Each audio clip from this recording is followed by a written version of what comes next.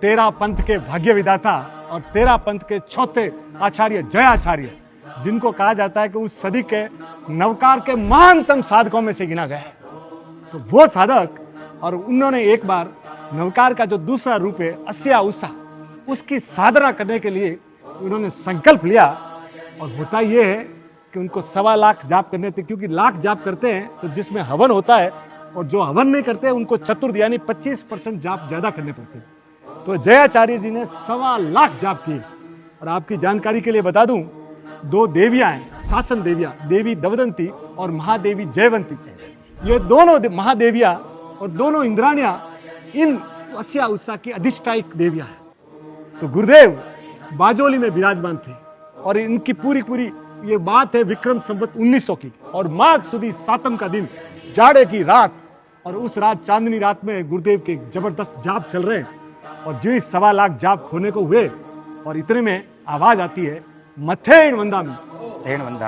तो गुरुदेव देखते रहे कि बोले कौन है। इतने में आता है कि वंदियु जामनी जाए निसी आए मथेण वंदामी।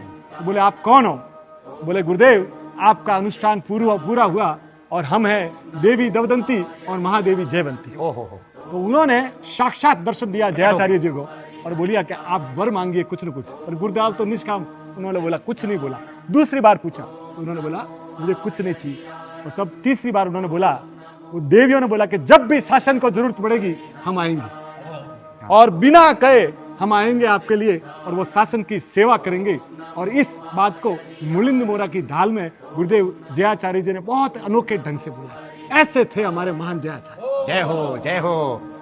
और आगे चलिए साहब, पहुंचते हैं सरदार शहर। आचार्य श्री तुलसी विराजमान है, और उनके दर्शन करने के लिए दिल्ली से महानगर परिषद के एक पार्षद थे श्यामा शरण जी गुप्त, वो अपनी पत्नी के साथ वहां आते हैं। उनके साथ वर्मा जी भी थे और बहुत लोग थे।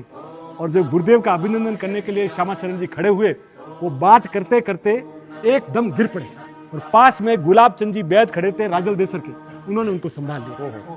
और जब संभाला तब मालूम पड़ा कि श्यामा शरण जी गुप्त को मैसिव हार्ट अटैक आया, और उस समय पूरे पंडाल में कोई डॉक्टर नहीं। अब गुरुदेव आचार्य श्री तुलसी पूरी सदी के सबसे महानतम संत, और उन्होंने जैसे देखा, उनको मालूम था कि दुनिया का सबसे बड़ा जो सुरक्षा कवच है ना, वो महामंत्र नवकार है। उन्होंने महामंत्र नवकार सीधा जाप शुरू किया, और उनको देख के पूरा मंडप, पूरी सभा भी महामंत्र नवकार का जाप करने लगे। और इधर राजल देसर के वो उनको संभाल के बैठे, और उनकी नाड़ी बंद होने लगी। 5-7 मिनट तक उनकी नाड़ी बंद हो गई, आंखें हाथ पांव ढीले पड़ गए। गुरुदेव पाठ से उतरे और उनके पास आकर फिर उनके कान में महामंत्र नवकार का जाप किया, और जैसे ही वो नाप किया उनकी आंखें खुल गई। क्या बात! और आंखें खुली, और आंखें खुलते ही उन्होंने बोला कि मुझे ऐसे लगा कि कोई मुझे हथौड़े से मेरे चेस्ट में मार रहा है। आंखें खुल गई, और इतने में देखिए एक डॉक्टर भी आ गए, और उनका उपचार भी हो गया।